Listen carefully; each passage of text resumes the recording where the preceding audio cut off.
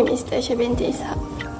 Act of those with authority over people must take into account the interests of the people. 638. The maxim was originally proposed using a narrower wording. Tasarrufu al-imam ala ar-ra'iyati manutu bil-maslahah. The act of the ruler that affect the public must be based on their interests. Over time, scholars such as Al-Subki and Ahmad Al-Zarqa suggested a more comprehensive wording to include anyone who has authority to act on behalf of another. This broader formulation of the concept is more useful.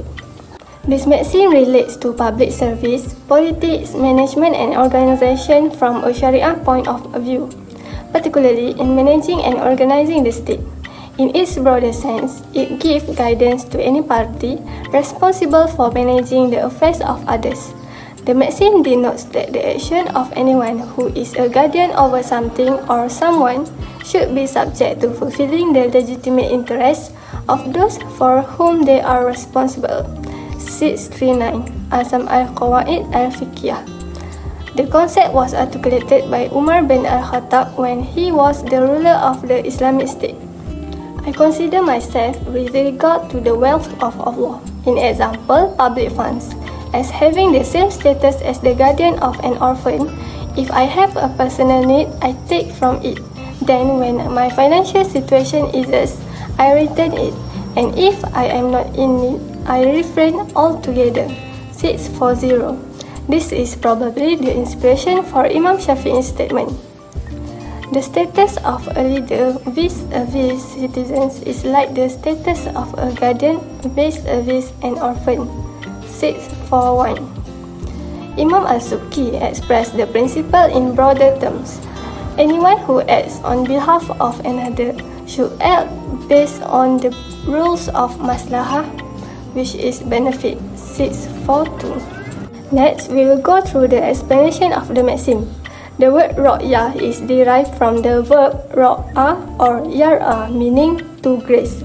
Because grazing animals need to be washed and protected, the verb also means to tend a flock of animals, and more generally, to guard, protect or take under one's wing.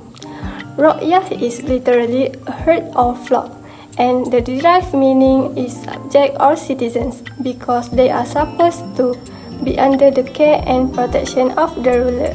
Tasarruf is derived from the verb tasarrafa or yatagarrafu, to act independently, to dispose freely, to administer freely. Tasarruf is thus free disposal or administration, or more generally, action, behavior or conduct. The general meaning of this maxim is that those who have authority over others, either public or private, their actions and decisions should create benefit for those in their care and secure their best interests. There are two types of authority: public and private. Public authority involves legislation and decisions to manage the affairs of the community as a whole. It includes the leader of each country as well as legislator, governors and province, cabinet ministers, regulators, judges, police, tax officials and imams of mosques. Private authority is authority which allows the holder to dispose of an asset or manage the affairs of another person. Exercises of private authority include supervisors of waqaf assets, guardians, executors and agents. A major purview of private authority is to conclude contracts on behalf of the person under their care.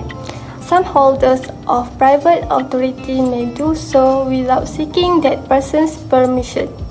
An agent's authority is more limited. It depends upon the kind of authorization his principal assigns to him. Private authority can also involve educating and caring for children. There are two conditions for the authority to act on behalf of others. First, to exercise authority over a Muslim, a person should have the following characteristics: Islam, puberty, sanity, independence, knowledge of the relevant Sharia rules, and the ability to achieve the objective of the authority one is supposed to exercise. The second condition is that the action and decisions of the authority should bring benefit to those who are under the authority. The Sharia has given such person the responsibility to make decisions and implement policies on behalf of others to achieve justice and uphold what is right. For authority of the maxim, according to Al-Quran and Sunnah, from Surah Al-Nisa, it stated that test orphans until they reach the age of the marriage. Then if you find them mature of mind, hand over to them their property, and do not consume it by spending extravagantly or in haste, fearing that they would grow up and claim it. If the guardian of the orphan is rich, let him abstain entirely from his wife's property, and if he is poor, let him partake of it in a fair measure. So when you hand over their property to them, let there be witnesses on their behalf, because Allah is sufficient to take account of your debts. Based on Sahih al-Bukhari, Allah says that if any slave of Allah, whom Allah makes responsible for the care of citizens, does not act as the sincere well-wisher of all of them, he will not smell the fragrance of paradise. Next, for application of the maxim in fiqh, if a number of individuals are eligible to become the guardian of an orphan, the judge should give priority to the best qualified among them. For example, the most knowledge about how to achieve their interest of the orphan and the kindest toward him. If their qualifications are equal, a judge could simply choose one of them. The second one is if an agent sells a good for a price clearly lower than the market price, he is liable for the difference because he has not acted in the interest of his principal.